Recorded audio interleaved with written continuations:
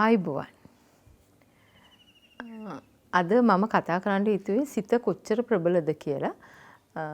සිත තමයි ඇත්තටම ප්‍රධාන සිතෙන් ඇතිවන සිතුවිලි රටා තමයි මේ විශ්වයට මුදා හරින්නේ. අපි ගොඩාක් වෙලාවට වැරදි තේරුම් අරගෙන වැරදි විදිහට තේරුම් අරගෙන අපි විශ්වාස කරන්නේ නැති දේවල් සිද්ධ වෙනකොට අපි කැමති ඒක මේ විශ්වයේ දේවල් වලට වඩා මේක අපලේ මේක ග්‍රහාපල මේක වෙන්නම තිබ්බ දෙයක් එහෙම කියලා ඒකට විරුද්ධව තර්ක කරන්න.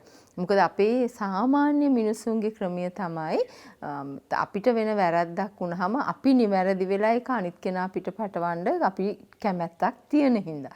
හැබැයි මම අද ඔයගොල්ලොත් එක්ක කතා කරන්න හිතුවේ සිත කොයිතරම් ප්‍රබලද සිතට කරන්න පුළුවන් දේවල් කොච්චර තියෙනවද කියලා.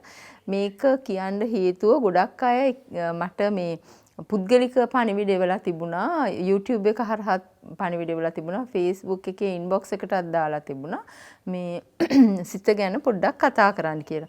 ඉතින් සමහර අය මේ පරණ වීඩියෝස් ගැන ආපහු විෂාදය ගැන කරන්න, මේ නිින්ද ගැන කරන්න, ගෙරවීම ගැන කරන්න, මේ න්‍යායක ගැන කරන්න කියලා තිබ්බා. ඉතින් මගේ පරණ වීඩියෝ බැලුවොත් ඒවා අපි එක එක කරලා තියෙනවා නේද? සමහර අය හිටියා හරි ද්වේෂ සහගතව කිසිම තේරුමක් නැති දේවල් ගැන මේ දොස් කියන අයත් හිටියා. ඉතින් ඒ සියල්ලම අපි සතුටින් බාර ගන්නවා. හේතුව සමාජයට මොනවා හරි දෙයක් කරනකොට මුලින්ම නොපිළිගැනීමට ලක් වෙනවා, ගර්හාවට ලක් වෙනවා, ඊට පස්සේ වාද කරනවා, අවසානයේ පිළිගන්නවා වගේ අදහසක් මහත්මා ගාන්ධිතුමත් කියලා තිබුණා. ඒක කමක් නෑ, මොනවා හරි කරනකොට මිනිස්සු එහෙම කියනවා. නමුත් මගේ වටේ අත්වැල් බැඳගත්ත ගොඩක් අයට මම ඕගොල්ලන්ට ආදරේ කියන ගමන්ම මේ පණිවිඩෙත් ඕගොල්ලෝ දන්න අයට බෙදා හරින්න කියන්න කැමති. දැන් අපි බලමු සිත කොච්චර ප්‍රබලද කියලා. සමහර අය අපි හැම ආගමකම උගන්වනවා අපිට එක එක විශ්වාසයන්, මතවාදයන් සහ ඇදහිලි. එතකොට අපි කැමති ඒවා උඩ අපේ ජීවිතය ගෙනියන්න. මොකද අපිට පහසුයි අපිට වැරදෙන තැන අපිට වැරදුනේ මෙන්න මේ හේතුව හින්දා කියලා වැරද්ද වෙන පාර්ශවයකට පටවන්න. හැබැයි බුද්ධ ආගමේ මෛත්‍රිය උගන්වනවා, කතෝලික ආගමේ ප්‍රේම කරන්න කියලා උගන්වනවා, හින්දු ආගමේ කරුණාව, දයාව උගන්වනවා, මුසල්මානු ආගමේ පරිත්‍යාගශීලී වෙන්න කියලා උගන්වනවා. එතකොට කොයි ආගමකවත් කියන්නේ නැහැ ගහන්න, මරන්න, රණ්ඩු වෙන්න කියලා. හැබැයි ආගම් නිසාම ලෝක යුද්ධ ඇති වෙලා තියෙනවා, මිනිස්සු මරාගෙන තියෙනවා. සමහර අන්ධ විශ්වාස කොයිතරම් දරුණුද කියනවා නම් මිනිස්සු දහස් ගාණක් මරාගෙන දිව්‍ය ලෝකේ යන්න පුළුවන් කියලා හිතනවා. එහෙම නැත්නම් ස්වර්ගයට යන්න පුළුවන් කියලා හිතනවා. එහෙම නැත්නම් දෙවියන් වහන්සේ වෙතට යන්න පුළුවන් හරි මොන හරි ගිහිල්ලා මරණයෙන් මතු සැප විඳින්න පුළුවන් හරි කියලා විශ්වාස කරනවා. සමහර අය මේ අන්ධ විශ්වාස කොච්චර ප්‍රබලද මරණින් පස්සේ කන්‍යාව 72ක් ලැබෙනවා කියලා හිතනවා. ඒ නොපෙනෙන දේවල් ගැන එහෙම විශ්වාස කරන්න තරම් මනසට ඒ වැරදි විශ්වාස කාවද්දන්න සමහර මිනිසුන්ගේ චතුර කතිකත්වයේ ඉවහල් වෙනවා. ඉතින් මං කැමතියි කියන්න ඕගොල්ලන්ට එහෙම දක්ෂකමක් තියෙනවා නම් ඒ දක්ෂකම යහපත් පැත්තට යොදව ගන්න. අයහපත් පැත්තට යොදව ගන්න එපා. අයහපත් පැත්තට යොදවන එකකින් කිසි වාසියක් වෙන්නේ නැහැ. දැන් මේ දවස්වල අපි අත්විඳින සංසිද්ධියක්නේ කොරෝනා. අපි ඇත්තටම බැලුවහම කොරෝනා හදාගන්න නැතුව ඉන්න අපි සෞඛ්‍ය ආරක්ෂිත පිළිවෙළවල් අනුගමනය කරන්න ඕනේ. හොඳට අත් දෙක හොඳට හොදන්න ඕනේ. සංචාරණය සීමා කරන්න ඕනේ. මුවවැස්මක් පැලඳගෙන ඉන්න ඕනේ. ඒ ඔක්කොම ඇත්ත. ඉතින් හදිස්සියෙන් හරි අපිට දැන් මේක නොවන ක්‍රමයට අපි පරිස්සම් වෙන්න ඕනේ. හැබැයි chart බැලුවාම, සංඛ්‍යා ලේඛන බැලුවාම හැදුණු ප්‍රමාණය වගේම මියගිය ප්‍රමාණය අඩුයි, සුව වුණු ප්‍රමාණය ඉතා විශාලයි. නමුත් මනසට ඍණ සිතුවිලි ඇති කරගන්න කෙනාට සුව වෙච්ච ප්‍රමාණය පේන්නෙම නැහැ. අපි කැමති වුණත් අකමැති වුණත් අපිට ටික දවසක් මේ ව්‍යසනයත් එක්ක ජීවත් වෙන්න වෙනවා. ඒකෝර අපේ එදිනෙදා කාර්යයන් සියල්ලම නවත්තන්න බෑනේ.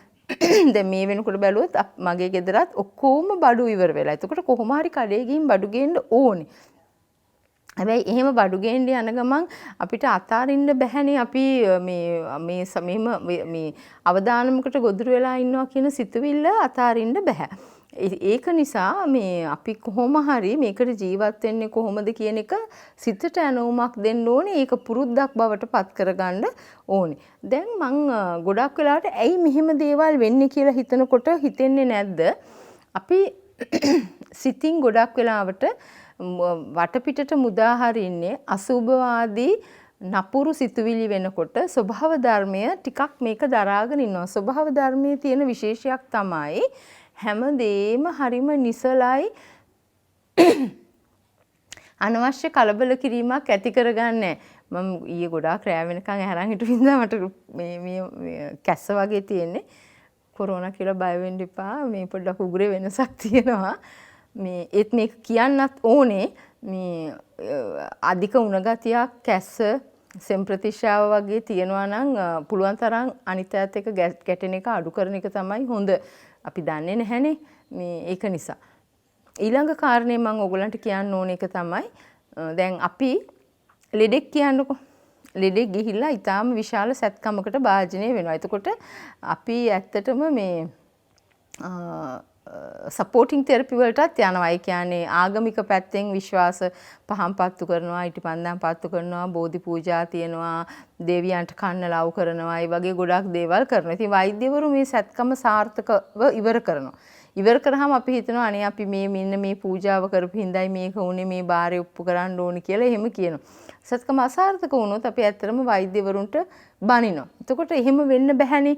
සාර්ථක වෙනකොට ඒක දෙවියන්ට ස්තුති කරන්නත් අසාර්ථක වෙනකොට වෛද්‍යවරුන්ට බනින්නත් එහෙම වෙන්න බෑනේ. ඒවා I think තර්කානුකූලව හිතලා බලන්න ඕනේ. ඒ වගේම එක කාලයක් විශ්වාස කරගෙන හිටියා ලෝකෙ පැතලී කියලා. ඒ කියන්නේ පොළව පැතලී කියලා. ඒතකොට අපි හිතනවා අපිත් මමත් පුංචි කාලේ හිතලා තියෙනවා දිව්‍ය ලෝකේ තියෙන අහසේ අපායේ තියෙන පොළව යට කියලා. කොච්චර ඒක මනසට කාවැදිලා තිබ්බද කියනවනම් පුංචිය වලක්වත් හාරන්න මම බයයි අපායේ මොකක් හරි මතු වෙයිද කියලා පුංචි කාලේ මං කියන්නේ. ඉතින් අපි හිතනවා මේක පොළව යට තියෙන අපාය. හැබැයි ලෝකේ රවුම් කියලා හිතාගත්තට පස්සේ පෘථිවිය රවුම් කියලා හොයාගත්තට පස්සේ එහෙමනම් කොහොමද අපාය පොළව යට තියෙන යටක් කියලා එකක් නෑ මේක ගෝලාකාරයි. එතකොට අපි දන්නවා ඉර එක තැනක ඉන්නවා හැබැයි පෘථිවිය තමන්ගේ කක්ෂය වටක් කැරකෙනවා. එතකොට අපි දන්නවා ඉර පැත්තට මූණ දාලා තියෙන පැත්තට අවුව දවල් කාලේ වෙනකොට අනිත් පැත්තට රෑ වෙනවා. ඉතින් මෙහිම හොයාගන්නකොට සමහර අය මේකට එක එක දේවල් දොස් කියන්න පටන් ගත්තා. හැම මූලික හොයා ගැනීමකදීම මිනිස්සුන්ගේ සිත තමයි ප්‍රබල වෙලා තියෙන්නේ. ඇලෙක්සැන්ඩර් ග්‍රැහම් බෙල්ගේ නෝනාගේ නම හලෝ. එයාගේ කන් ඇහිමේ දුර්වලතාවයක් තිබ්බා. කන් ඇහිමේ දුර්වලතාවයක් තියෙන නිසා එයාට ඕනුණා එයාගේ නෝනට පහසුවෙන් කන් ඇහෙන්න උපකරණයක් හදන්න. මේක එයා උත්සාහ කරනකොට මිනිස්සු හැමෝම එයාට hina වෙන්න පටන් ගත්තා. කම්බි වලින් කතා කරන්න පුළුවන්ද? කම්බි දිගේ කටහඬ යවන්න පුළුවන්ද? එයාට ඔක්කොමලා කිව්වේ රින දේවල්. හැබැයි මෙයා උත්සාහ කරන්නේ නැහැ මේක මට කරන්න පුළුවන් කියලා. ඒක නිසා දුරකථනය හොයාගත්ත අද ඔබ දන්නවා ඒ තාක්ෂණය කොච්චර දියුණු වෙලාද. අපි අපේ අල්ල උඩ ගෙනියන මේ දුරකථනයෙන් කරන්නේ නැති දෙයක් නෑ. නේද? ඒ වගේ ගැලීලියෝ ගැලලී මේ හොයාගත්තාම එයා තමයි දුර දකින්න මේ එක හොයාගත්තේ. එයා කිව්වහම මේ ලෝකේ ගැන එයාගේ මතය ප්‍රකාශ කරනකොට සියලුම ආගම් නිකායන් එයාට විරුද්ධ වෙන්න පටන් ගත්තා. අති ප්‍රබල බලපෑමක් කරා මගේ සොයා ගැනීම වැරදි කියලා කියන්න කියලා එයාගේ සොයා ගැනීම. එතකොට එයා ඒ වේදිකාවට නැකලා මරණ බයට කිව්වට බැහැලා යනකොට මුමුණ ගිහින් තියෙන්නේ නෑ මම හොයාගත්ත දේ හරි කියලා. ඉතින් කිසිම හොයා ගැනීමක් නැහැ මේ විවේචනයට ලක් වෙච්ච නැති ෆෝඩ් සහෝදරයෝ මෝටර් රථ වාහන හොයා ගන්නකොට එයා ඒගොල්ලන්ටත් ගල් මුල් ගැහැව්වා බැන්නා hina වුණා ලොකු ප්‍රශ්න ඇති කරා. ඉතින් මේ විදේශීය පැත්තෙන් බලව දැන් ලංකාවේ වුණත් මොනවා හරි අලුත් දෙයක් කරන්න හැදුවොත් කවුද ඒකට හොඳයි කියලා කියන්නේ? විශේෂයෙන්ම තමන්ගේ වටේ ඉන්න අය, තමන්ගේ නෑයෝ, තමන්ගේ යාළුවෝ කිසි කෙනෙක් අගය කරන එකක් නැහැ. හැබැයි අපි අපේ වැඩේ කරගෙන යන්න ඕනේ. දැන් මම ඔගොල්ලෝ මගේ ළඟ ඉන්න ගොඩක් අයට මම අහන ගොඩක් අයට කියන්නේ මම දැනට මම උපදේශන සේවා සපයන ගොඩක් දරුවෝ සිත ප්‍රබලයි කියන එක තදින්ම විශ්වාස කරන්න පටන් ගන්නවා.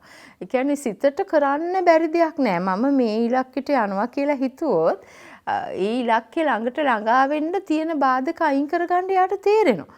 ඒ බාධක අයින් කරගන්න පුළුවන්. සිත මේ සිතේ ප්‍රබලකම අපි හරියට තේරුම් අරන් නැහැ. ඔයගොල්ලෝ නිකන් හිතන්නකෝ පරිගණකය, කැමරාව, එතකොට ඔය අහස්‍යාන්තරා නැව් ඒ සියල්ලම හොයාගත්තේ මිනිස් මොලේ. ඒතකොට මිනිස් මොලේ තමයි අනිත් හැම දෙයකටම වඩා විශ්මිත දේ. ඇපල් ගෙඩිය වැටෙනකොට ගුරුත්වාකර්ෂණ නියමය හොයාගත්තේ නැත්නම් අයිසැක් නිව්ටන් අපිට බැරි වෙනවා අහසේ වලාකුළු දෙබෑ කරගෙන පියාඹන්න. ඒ ගුරුත්වාකර්ෂණයට විරුද්ධව කොහොමද යන්නේ කියන එක තමයි අයිසැක් නිව්ටන්ගේ නියමය හරහා මිනිස්සු හොයාගන්න පටන් ගත්තා. ඊට පස්සේ තමයි අහසේ අන්තරා හදන්න පෙළඹෙන්නේ මේ රයිට් සහෝදරයෝ. ඒ කියන්නේ ඒක එක නියතියක්. අපි දන්නවා උඩ පැන්නොත් කොහොමවත් බිම වැටෙනවා. උඩ පැන්නොත් බිම වැටේ කියලා අපිට ප්‍රස්තාව පිළිකුතු ගන්න. කියන්නේ අපිව පොළවට ඇදලා ගන්න ගුරුත්වාකර්ෂණය එහෙම නැත්නම් ග්‍රැවිටි එක තදින්ම බලපාන. අපි මිනිස්සු මෙහෙම හරහට යන්න පටන් අරගත්ත කාලයක් තිබුණා ඉස්සර ආදි කාලේ. අපි මෙහෙම ඒකට විරුද්ධව හිට ගන්න පටන් ගත්තට පස්සේ තමයි ප්‍රශ්න ගොඩක් බලපාන. කියන්නේ කොන්ද හර මධ්‍ය ස්නායු පද්ධතිය කොන්ද කෙලින් එහෙම තියාගෙන ඇවිදිනකොට ගුරුත්වාකර්ෂණයත් එක්ක ගැටෙන්න තියෙන ප්‍රමාණය අඩුයි. දැන් මං බලන ගොඩක් කාන්තාවුනේ ඉන්නේ. දැන් අපි දවසේ වැඩි හරියක් අපි හීල්ස් දාගෙන ඉන්නවානේ. හීල්ස් කියන්නේ උස සපත්තු. එතකොට පොළවේ තියෙනවා මේ අපි පොළවට තියන්නේ මේ 4 pin plug එක කියලා තියෙනවා. ඇලෙක්සැන්ඩ්‍රියානෝ ටෙක්නික් කියලා එකට කියන්නේ. ඔයගොල්ලෝ දන්නවා නම් මාපට ඇඟිල්ලයි සුල ඇඟිල්ලයි විලුඹයි මැද අර මේ එකට කියන්නේ බබ්ලින් වෙල් පොයින්ට් කියලා අර මෙහෙම මේ V අකුරක් වගේ තියෙන U අකුරක් වගේ මැද ඇඟිලි ටිකට පහරින් යටිපතුලේ. එතකොට ඒ ටික ඔක්කොම මෙහෙම පොළවේ හරියට හිට වෙන්න ඕනේ.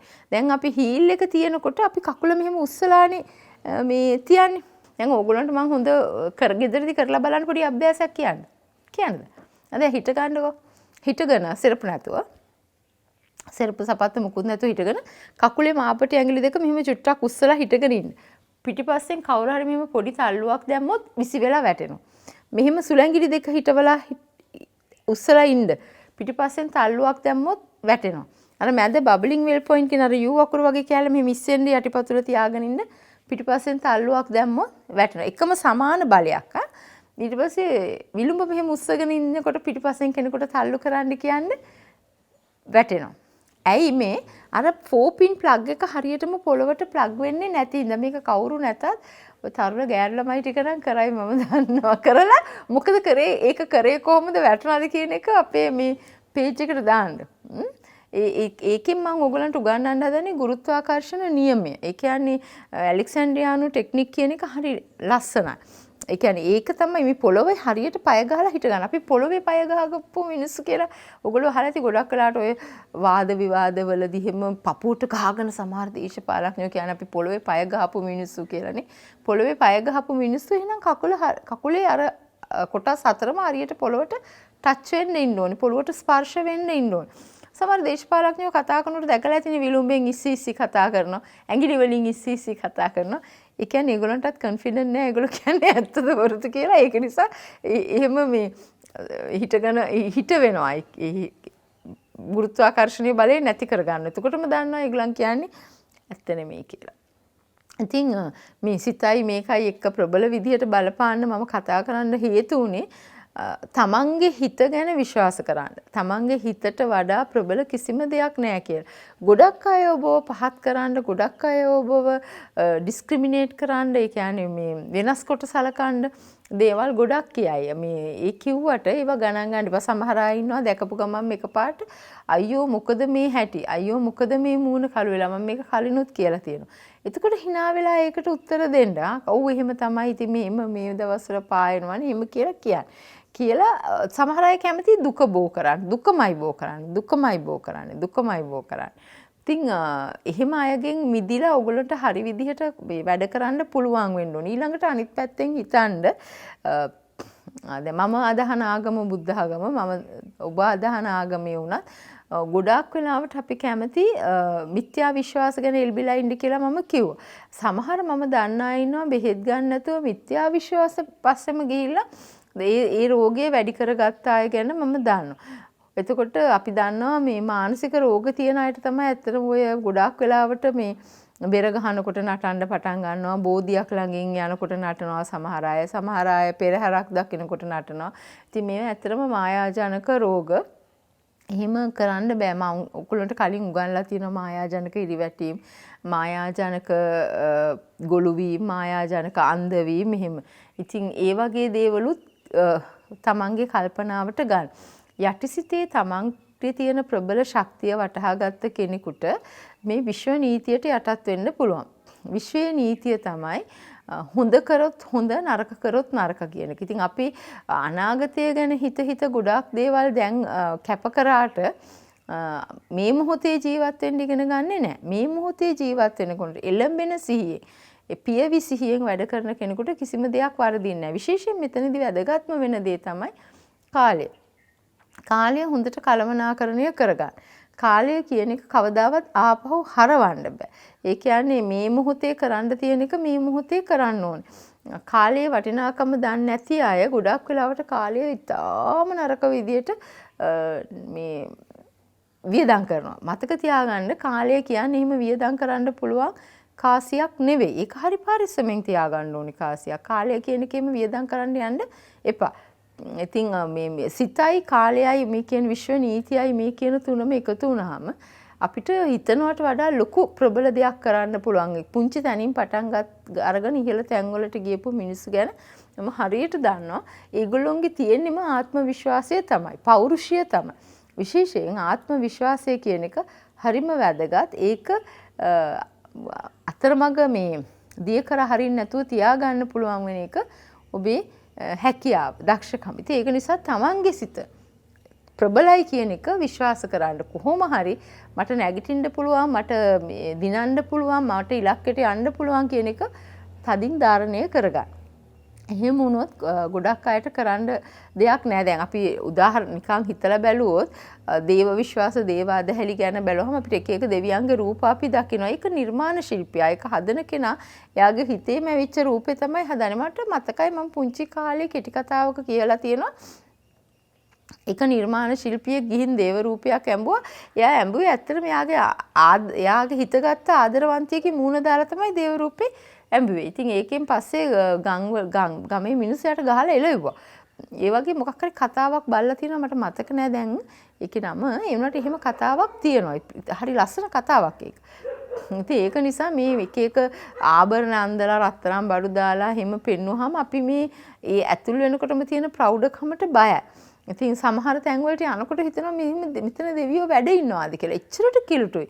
තිර කිලුටුයි, තිර වලින් පාන් අර මුඩු පොල් තෙල් ගඳ, පරවෙච්ච මල්, ඉදිලා බෙරි වෙලා තැරිලා යන පළතුරු.